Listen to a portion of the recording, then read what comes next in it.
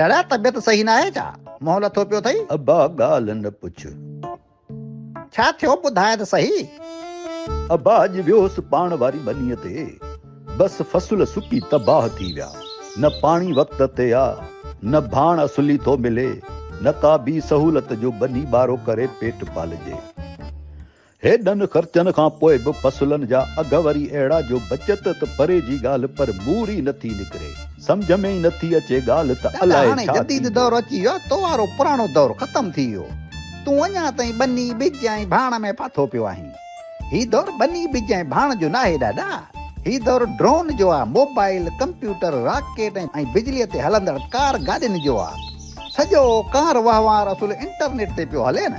एतिरे क़दुरु जो शइ ख़रीद करण जे लाइ बि कंहिं बाज़ार मार्केट में वञण जी ज़रूरत न आहे, हर शइ घर वेठे थी पहुचे।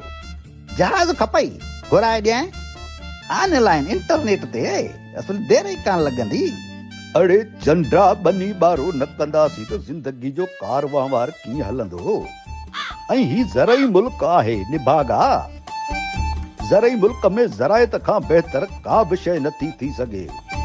अड़े जिन मुल्कनि में ज़रायत नाहे, दुनिया जा उहे मुल्क बि ज़रायत ते ध्यानु ॾेई रहिया आहिनि। मसनूई मेवा ऐं भाॼियूं पोखण ते मजबूर आहिनि।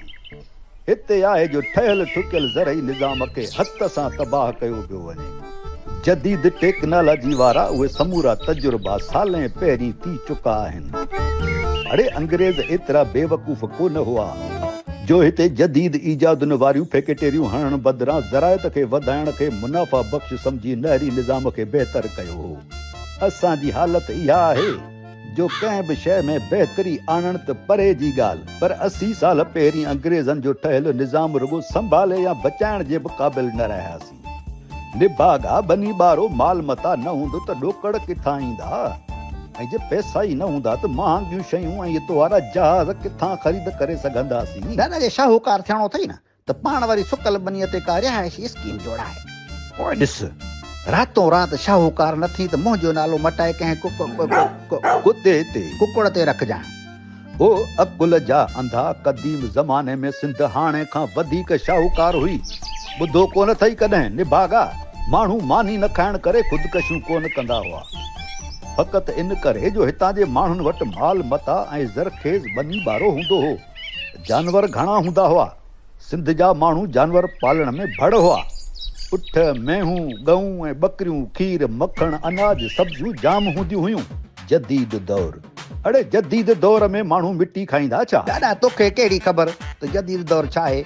ही तो वारो पुराणो दौर न आहे। हाणे फैकेटरियूं लॻण घुरजनि, जदीद शयूं ठहण घुरजनि, रोज़गार वधे, नौजवाननि खे नौकरियूं मिलनि, असुल मौजूं हुजनि। अड़े चंड्रा ॻाल्हि नई या पुराणे दौर जी न, पर अकुल ऐं शऊर जी आहे। मां अणपढ़ियल आहियां, पोइ बि इहा ख़बर अथमि त ज़रायत सिंध जी इक़्तिसादी शहरग हुई ऐं हाणे बि आहे, जंहिंजो गलो असां पाण हथ सां दॿाए संदसि साहबू साटे रहिया आहियूं। जीअं मुंहिंजो साहबू साटिजे पियो। हिते हर मुंद जे अनाज वारनि फसलुनि जा जाग्राफी, मौसम ऐं आबपाशी निज़ाम मुनासिब आहिनि। के ॾहाका साल पहिरीं त इहा पैदावार हितां जी आबादी जे ज़रूरतुनि खां बि वधीक लहंदी हुई, जो पाड़ेसरी ख़ुश्क इलाइक़नि राजस्थान ऐं बलूचिस्तान जूं ज़रूरतूं बि पूरियूं करे वठंदा हुआसीं। ज़रई खितो ऐं नहरी निज़ाम हूंदे बि इहा हालत आहे जो हर ईंदड़ साल ॾुकार वारी सूरत हाल हूंदी आहे। हर शइ हूंदे बि कॾहिं रूस त कॾहिं चीन खां अन जी लप पिनंदा पिया वञनि। दादा तुंहिंजी किरकिर वञे ई कान। जदीद दौर जदीद दौर आहे त पोइ छा असां पंहिंजी भींग करे छॾियूं छा? जे अखि न खोलीसीं त हालत इन खां बि ख़राब थी सघे थी निभागा।